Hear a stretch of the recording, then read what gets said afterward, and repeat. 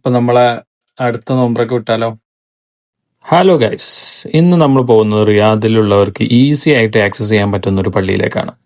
നമ്മുടെ മലാസിലെ സൂവിൻ്റെ അടുത്തുള്ള പള്ളിയിലേക്കാണ് ഇന്ന് നമ്മൾ ഇഫ്താറിന് പോകുന്നത്. എല്ലാ ദിവസവും ഇതിലൂടെ പാസ് ചെയ്യാറുണ്ടെങ്കിലും ഇതുവരെ ഈ പള്ളിയിലേക്ക് ഇഫ്താറിന് ഇതുവരെ കയറിയിട്ടില്ല. പള്ളിയുടെ മുകളിലാണ് ഇവിടെ ഇഫ്താറിനുള്ള സൗകര്യം ഒരുക്കുന്നത്.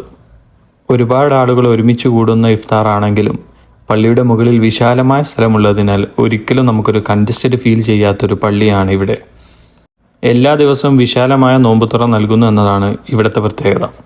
കഴിഞ്ഞ വർഷവും എല്ലാ ദിവസവും ഇവർ നോമ്പുതുറ സംഘടിപ്പിച്ചിട്ടുണ്ടായിരുന്നു. എൻ്റെ റൂമിൻ്റെ അടുത്തുള്ള പള്ളി ആയതുകൊണ്ട് തന്നെ സാധാരണ ജുമക്കും ഈ പള്ളിയിൽ തന്നെയാണ് പോവാറുള്ളത്. നോമ്പ് തുറക്കുന്നതിന് വേണ്ടി പ്രധാനമായിട്ടും ആവശ്യമുള്ള വാട്ടറും ഈത്തപ്പഴവും പിന്നെ ഡയറക്റ്റ് റൈസിലേക്ക് പോകുന്നൊരു സ്കീമാണിവിടെ. പിന്നെ സ്വാദിഷ്ടമായ ഷുർബയും. ഇവിടെ സാധാരണയായി വരുന്നവരുടെ അഭിപ്രായം ആരാഞ്ഞപ്പോൾ എല്ലാ ദിവസവും ബുഖാരി റൈസാണ് കൊടുക്കുന്നതെന്നാണ് അവർ അഭിപ്രായപ്പെട്ടത്. നല്ലൊരു കാവയും കുടിച്ച് അൽഹംദുലില്ലാ.